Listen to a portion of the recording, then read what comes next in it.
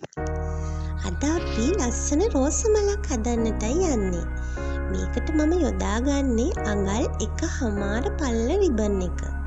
මුලින්ම අපි මේ වගේ අඟල් 4.5 කොටස් වලට මේ රිබන් එක කපා ගන්නවා.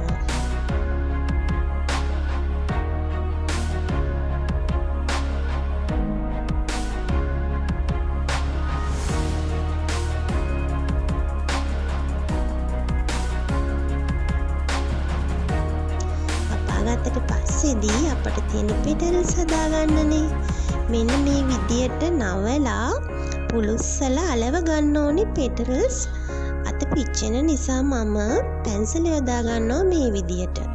නැත්තම් ගොඩක් පෙටල්ස් හදද්දී අතට අමාරුයි ඒක නිසා.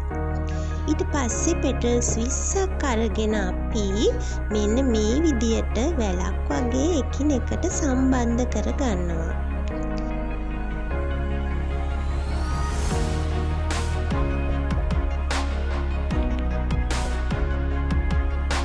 එහෙම සම්බන්ධ කරගත්ත පෙටල්ස් වල අපි බාබකියු ස්ටික් එකක් අරගෙන ඒක වටේ සීරුවට හිමීට ලස්සන්ට මේ විදියට ඔත්තා ගන්න ඕනේ.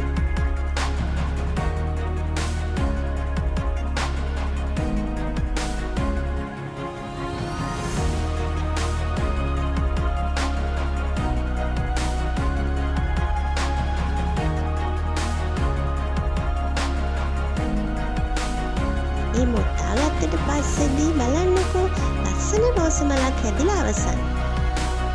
ඉතින් ඔයාලටත් පුළුවන් මේ වගේ ලස්සන රෝසස් ගොඩාක් හදාගෙන ලස්සන මල් බොකේ එකක් හදාගන්න.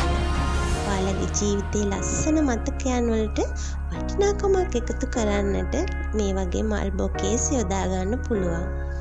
ඒ වගේම පුංචි ආදායම් මාර්ගයක් විදිහට මේක ඔයාලට කරන්න පුළුවන් නේ.